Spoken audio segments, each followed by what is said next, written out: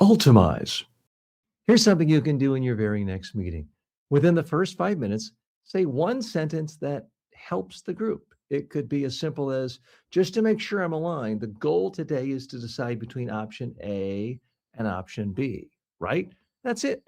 You've just positioned yourself as someone who brings clarity. And that's exactly what people at higher levels do. Now, let's talk about what actually separates people in meetings, because this is where careers quietly move forward or stall. It's not who talks the most, it's not who sounds the smartest, it's who makes the meeting easier. And yes, it's a form of etiquette. Let me give you a very common situation. You're in a meeting, someone asks a question. One person starts talking and gives a long, winding answer. They cover every angle, they try to be thorough.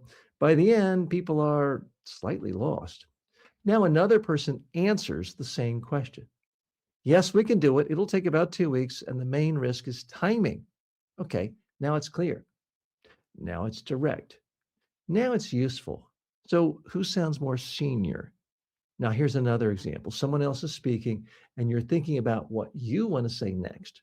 You jump in the moment there's a pause.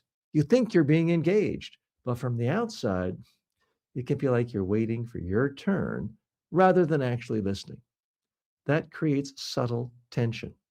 Now, compare that to someone who lets the other person fully finish, pauses for a second, and then responds. That pause signals control. It signals confidence, and it signals respect to the other person and everyone present. It makes the interaction feel smoother. Let's go one level deeper. You're in a meeting where the conversation starts to drift. People are going in different directions. No one's quite sure what the decision is. Most people stay quiet. A few people keep talking. Nothing really gets resolved. Now, imagine you say, "Can we pause for a second? It sounds like we're deciding between these two options. Do we want to pick one now or gather more information first?" That's leadership, not because you're the boss, but because you made the situation clear. And clarity reduces stress for everyone. Now, let's connect this to etiquette. Good meeting etiquette is not about being polite in a formal way. Well, yes, sir. Good morning, madam. It's not about that. It's about helping the group function better. You don't interrupt. You don't dominate. You don't disappear completely. You contribute in a way that makes things easier.